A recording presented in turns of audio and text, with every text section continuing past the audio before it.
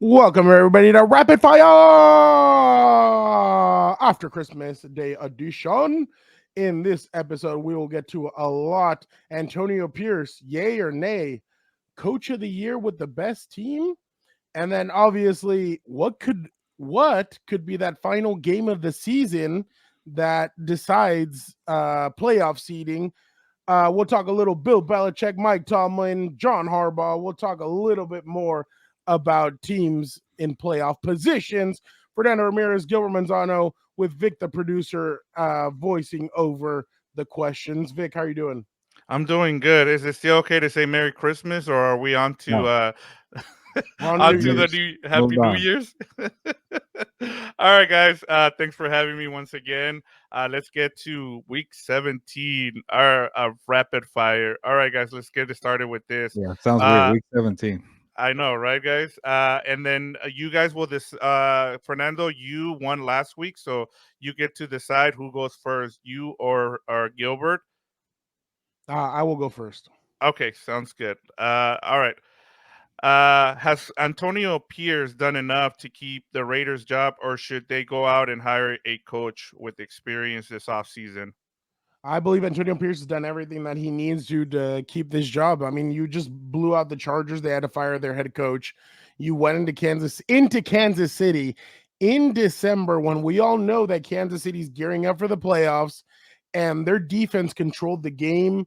Their defense was the reason why they won that game. They took advantage. Not only did they take advantage in those two plays to score touchdowns, but they also took advantage the rest of the game of slowing down Mahomes, frustrating him. Kelsey was throwing helmets. Mahomes was basically crying on the sideline after the game. Like, they had no answer for that Raiders team. That's exactly what you want from your head coach. And then listen to what he said after the game. Like, if that's not what you want from the head coach of the Raiders, if you want to bring back the Raider way, this is the way. Like Gilbert said on the live, Mark Davis stumbled into this, and now you basically have to keep it. So if they already got rid of Rich Bisaccia one time, you can't do it again. You have to keep Antonio Pierce. I think he's done enough with this team. They've elevated themselves as he's taken over. They've elevated their team, their play, their defense is great with Patrick Graham. I do think he's done enough.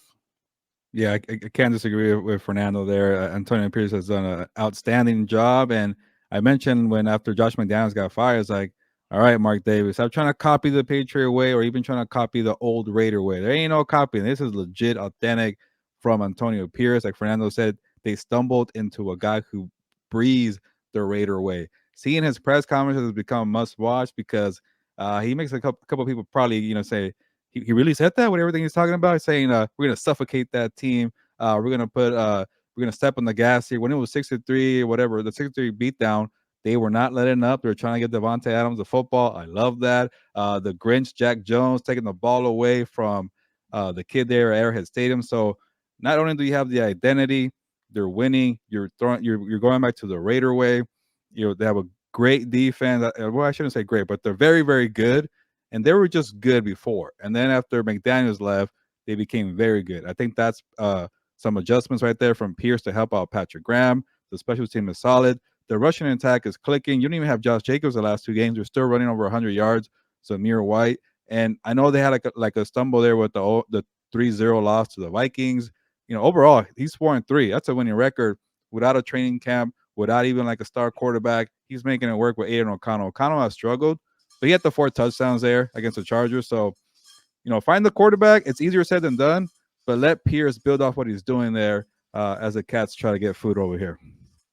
Yeah, I'm with you guys. I think you probably give the job to Antonio Pierce. Just a little bit of Raider history. The last time they hired an interim coach was John Madden. He was also a linebackers coach. He took the job. So I'm not saying Oh, that Antonio Pierce is John Madden, but hey, you have to at least give him a shot here. And then I think the biggest key is, as you've been saying, Gilbert, is you have to bring back the defensive coordinator and Patrick Graham, and then go and get yourself your own staff. So both of you guys made great points. So I'm gonna just call this an even point. All right, guys. Next one, we're gonna stay in the coaching front here, and I'm gonna start off with you, Gilbert. Should the coach of the year go to the best coach with the best team in the NFL, or the coach who just got his team to overachieve in 1 year? Gilbert, how would you categorize Coach of the Year? Yeah, I find it annoying that we have like these unwritten criteria that like if you're a new coach, first timer, and you take a bad team from last to first, then you're automatically a front runner for coach of the year. And if Shane Steichen or D'Amico Ryans do it, then I definitely think they deserve credit. But look at what Dan Campbell has done. Maybe it's not supposed to be like I know it's supposed to be in 2023, but like what he did last year to this year, or even the full kind of thing that what he did in 2021 from not winning games to slowly building it. I think that's kind of helps in the back of your mind, and to just be a dominant team this year should also get some Dan Campbell love. Not because he's in year 3 should be discredited. No, keep looking at everything, but also Kevin Stefanski. He's not in. I think it might be year 4. I forget what it is, but he's not a first timer.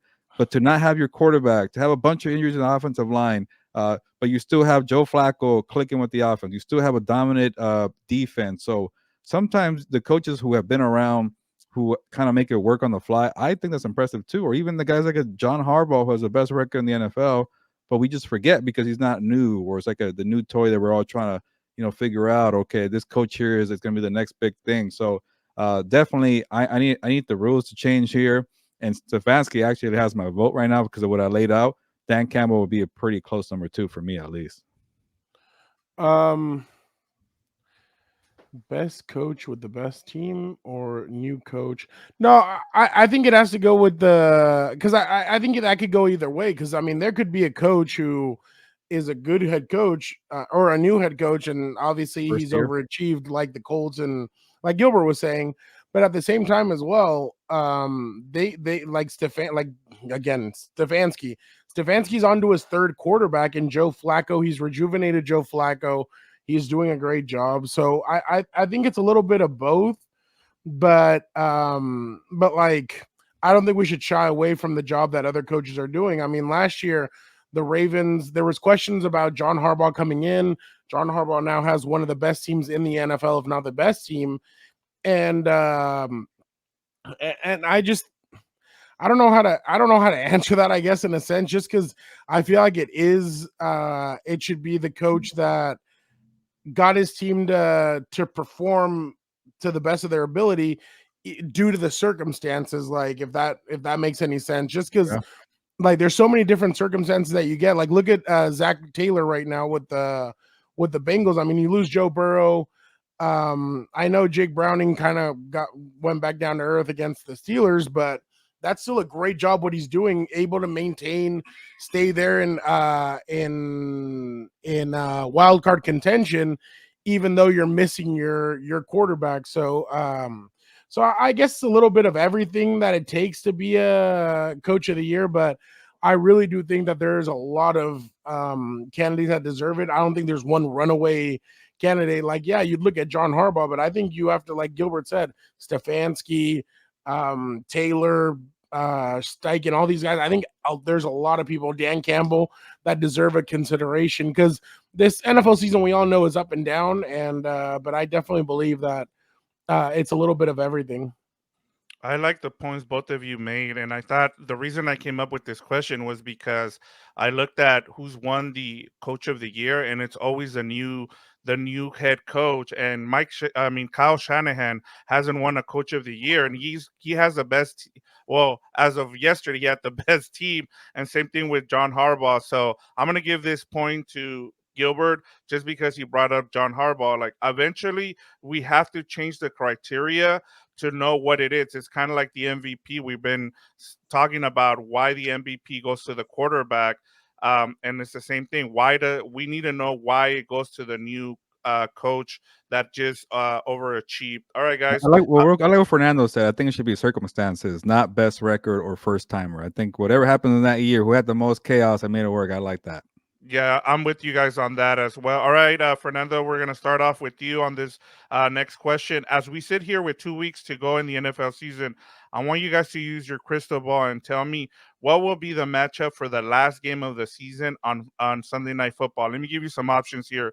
Bills versus Dolphins, Rams versus 49ers, Colts versus Texans, or Ravens versus Steelers? All right, Fernando. Week 18, Sunday night football. A couple of years ago, it was Chargers and the Raiders. But this time, 2023, what's going to be, or I guess 2024, what will be the matchup? Bills, Dolphins, Rams, 49ers, Colts, Texans, Ravens, Steelers. What you got? Bills, Dolphins. I think that's where we're headed at this point. I think the Ravens will beat the Dolphins, and that's going to set up, and the Bills will handle the Patriots, and that's going to set up Bills and Dolphins matchup. It'll be for all the marbles. Well, not really all for the marbles, because I think if the Bills beat the Dolphins, they would still make the playoffs. If they just wouldn't win the division, they'd have to go on the road though. But whatever. I think it's going to be Bills, Dolphins, Tua, Josh Allen, all that, and I'm sure there's going to be a beat reporter who's going to be very excited for that opportunity for Tua. But definitely, I think that's going to be the matchup. What says you? Yeah, I don't know. I feel like we're all gonna jinx it. We came close to that with the Chargers almost being the Bills, but what if the Dolphins clinch against the Ravens? You never know. So you know what? Just to be a little different, I kind of want to see this. How about Rams versus 49ers? And yeah, you say, well, what if they play each other in the playoffs? I don't want to give anything away. It might kind of make it a terrible game. Like Well, Seahawks, 49ers last year. yeah, so we're not trying to see that, but it could be a point where like the 49ers need to win against the Rams to get the number 1 seed. Then they wouldn't play the Rams 2 weeks in a row. And then if the Rams are trying to get the 6th seed and play the Lions in Detroit, then they won't play. There's no scenario what I'm trying to say where they play each other back to back weeks. So how about have this old school rivalry? I don't know how old school it is, but Rams versus 49ers, Kyle Shanahan versus Sean McVay, kind of gear up for the playoffs, beat each other for a little bit, number 1 seed or the 6th seed for the Rams, because we all want to see Matthew Stafford go back to Detroit. So a lot of storylines lingering right there. So I will not mind seeing that. And Victor, credit to you. Keep saying, hey, the team that matches up well with the 49ers could be the Rams. Obviously, it was the Ravens. We saw that on Monday night. But the NFC maybe could be the Rams. If the Rams put it to the 49ers, maybe they're a little fraudulent. How about that? I want to see it for all the storylines. Yeah, you get brownie points there for bringing me up there, Gilbert, but I'm going to give it to Fernando because he's right. If it's for the division, they're going to put this game. I'm with you. I'd rather see 49ers and Rams, but in terms of what we're actually going to get, if they're both there, if and it's for the division, I don't want to see Colts and Texas or Ravens Steelers. Give me one or the other, either Bills Dolphins or Rams 49ers. But I think if they have their option here, they're gonna go with Bills Dolphins because it's for the division. And so 1-1 guys. We're gonna get Gilbert here to start off with the next question here. We're gonna go back to coaching here. The longest tenured head coaches in the NFL are Bill Belichick, 23 years, Mike Tomlin, 16 years, and John Harbaugh, 15 years. What has made John Harbaugh stay consistent while the other two have struggled this season? Gilbert, why has John Harbaugh been consistent this year while Bill Belichick and Mike Tomlin struggle?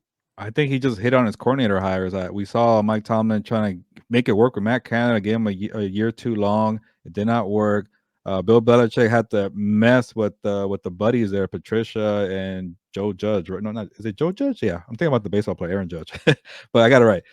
He got that wrong, and then try to force a Mac Jones with Bill O'Brien. That didn't really work. Bailey Zappi and O'Brien are working better. But Harbaugh, he nailed it last year with Mike McDonald. Mike McDonald worked under him as I think maybe like an interim coach or something. He recommended to the brothers Jim Harbaugh in Michigan, was a DC there for a year, and then John said, "You know what? You did a great job in the college at a big time level. Come back here. You're a little young. He's only 36 right now, so he was 34 at the time, and it maybe took a year to click. Now he's probably the best DC in the NFL offensively. Todd Monken there, I think that worked out, and he didn't settle on Lamar Jackson. Well, he won the MVP. We win games, but when you go to the playoffs, you always lose. So something needed to be fixed there. So with Tom Monken, I can't wait to see that with Tom Monken and Lamar Jackson doing the postseason. Is it a different movie? Is it not? Well, there's intrigue because of John Harbaugh making the hires there. So I think that's why, at least for me, why it's working right now. I'm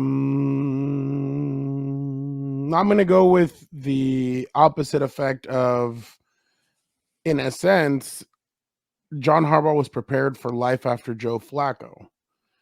And I don't think the Patriots have prepared for life after Tom Brady. I don't think the Steelers have been ready for life after Big Ben. I think those two haven't been able to.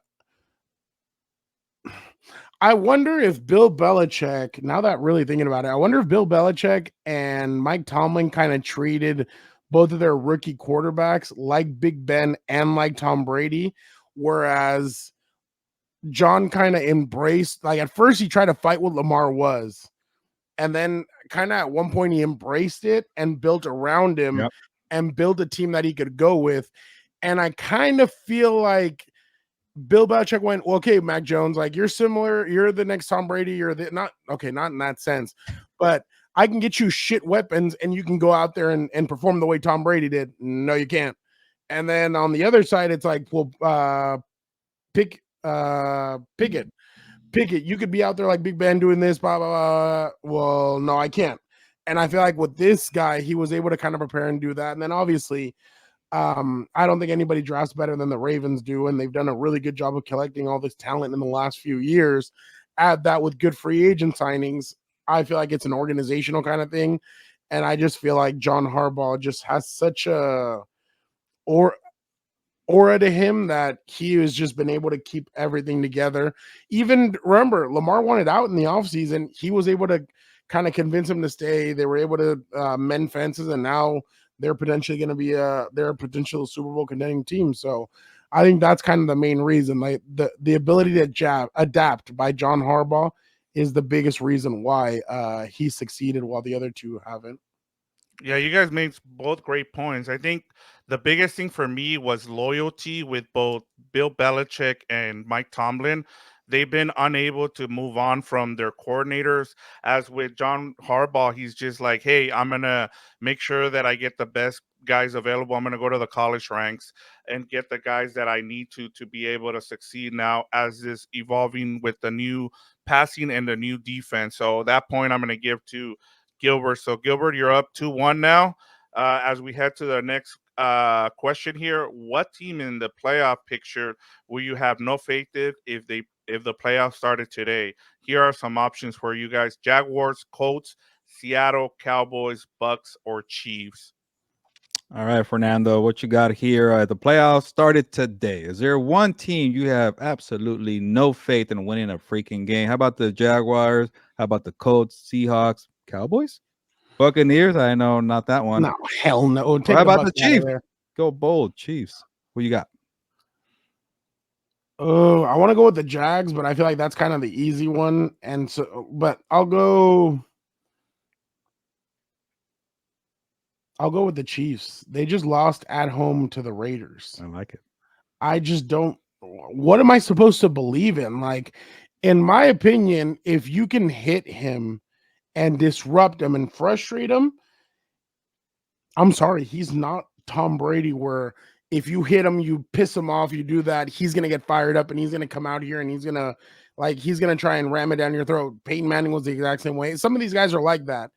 I don't think this guy's wired like that. So I think if you piss him off and you frustrate him, he gets even more pissed off and more frustrated. I think their defense is still okay. I don't think it is what it has been in the past. Like I feel like they've kind of slowed down a little bit as well. But I think that offense is completely broken, and not Matt Hardy broken. Like they're broken. Like it's not a good look right now. Travis Kelsey's frustrated. Everybody's frustrated. And they keep on doing all these Lulu weirdo formations and plays that are just not working. So I have no faith in the Chiefs at all in the playoffs to do anything, especially because, like I've been saying, you had Tyreek Hill. Then last year you had Juju Smith-Schuster. This year you have nobody. You have nobody that Patrick Mahomes can count on outside of Travis Kelsey. So I'm sorry. I have no faith in the Chiefs. I like that round because what if they have to play the Bills or even the Browns in the first round? And yeah, they'll be at home, but I don't think it'll be guaranteed to beat those teams there. So, but I'm gonna go different here. You know, I kind of wanted to go with the Colts here because how do you lose to the Falcons? Come on, Colts, yeah, opportunity. But I'll give them a pass here. I'm going with the Jaguars. They're just having an epic free fall here. Their 4-game losing streak. Trevor Lawrence has been pretty bad. I know he's banged up. He's tough. He's playing out there. I get that. He has the shoulder, the ankle, the concussion protocol, but the turnovers have been, killing this team. I think I counted in the last 3 games 8 turnovers. He had like a 3 interception game. I think two 2 out of the 3 games. Like the Buccaneers, the Browns had like 3 fumbles too, somewhere in there. So he's not protecting the football. They don't have a running game. I don't know what's going on with the Yep. OC and Peterson there. What happened to ETN? What happened to Tank Bigsby, the rookie from training camp, doing nothing? Evan Ingram can't really get going. A couple garbage time touches on the Calvin Ridley. You don't have Christian Kirk. Let's see if he comes back from the groin injury. You have injuries on the offensive line. And then, the defense has been pretty bad. A terrible pass defense, too. So I have no faith in the Jaguars. Fernando, I would not be surprised if they missed the playoffs. If the Colts or the Texans, win that freaking division, I don't care if I see the Jaguars or not. They might even lose to the Panthers next week. That's how bad it is. Yeah, I'm gonna go with Chiefs on this one with Fernando, because I was gonna ask you guys another question, and that this pretty much sets up what I want to ask for my final question. So we're all tied up at 2 guys here. Uh, the final question here for the win: what matchup in the playoff picture in Week 16 will you most want to is must watch? Eagles Seahawks or Lions Rams, Bills Chiefs, or Bucks Cowboys? Gilbert, I think I know what you're going to go with, but which matchup in the playoffs is must watch? Eagles, Seahawks, Lions, Rams, Bills, Chiefs, or Bucks, Cowboys? Yeah, I have my number 1 pick, but these are some good matchups, and I'm hoping it stays this way with the playoff picture. But you never know the next 2 weeks here. But it's got to be a Lambs. I was thinking City Lamb, Lions, Rams, and then no, I think I was thinking Lions, Rams. There you go, Lions, Rams. I embarrassed myself there. But going with Matthew Stafford, going back to Detroit, the Lions and the Rams play each other at SoFi when the Lions were really bad. I think they started like 0-7 that game in 2021. But it's a whole different team. Even the Rams are different after winning the Super Bowl. So it'll be fitting. The first home playoff game in Detroit, Ford Field in 30 years. Bring back the sun. Matthew Stafford. I want to see it happen. Don't change the freaking matches right now. Don't blow it. 3-6. Lions versus the Rams. Matthew Stafford. The return of the king. I would actually like to see Bills and Chiefs again. Yeah. I think that matchup would be interesting, but I'm going to go Bucks and Cowboys. Why? Can the Cowboys win a playoff game on the road? They have not been able to win any road games as of late. Like you said, they're 0-4 on grass. They have not played good football on the road, and I feel like the Bucks are kind of getting hot at the right time. And they put together, I think they're 4-0 in the month of December. So I think Baker's getting hot. I think that team is getting being very good. So I think that'd be my matchup to watch, just because I want to see what the Cowboys could do on the road. Can they go in there like they did last year and upset Tom Brady and send Tom Brady into retirement, or will they go in there and lose to Baker Mayfield, and Baker Mayfield gets to advance at least one more week and try and see what he can do? That's going to be interesting. So, and the Cowboys had a lot of people believing in them, we them boys, all this stuff, and they just show that they're the same old Cowboys. So I'm interested to see that matchup in the first weekend of the wild card round. A couple of weeks ago, I would have gone with Gilbert on this one, but Fernando has stood still and he's been believing in this matchup. And he even said, "Don't be surprised if the Bucks beat the Cowboys." And now we're sitting here in Week 16, and we're like, "Well, you might be right, Fernando." So, at as of right now, I'm giving Fernando the point and the win because of that. I mean, he stood by his guns, He's been and saying since last year. Yeah, he was yeah, wrong last year, but he might be right this year, though. yeah, exactly. So, Fernando, you win this 2 wins in a row for you. So enjoy. Appreciate it, Baker Mayfield. You got me the win in the last one of 2023. So I appreciate you, Baker Mayfield, for what you did for me. Now go out there and prove me right and beat the Cowboys in the wild card Beat round. the Saints this week, too. Get rid of the Saints. Yeah, there you go. Exactly. But again, thank you guys so much for checking out Rapid Fire. Make sure you guys check out everything else on Compas on the Beat. Thank you guys so much. And we out.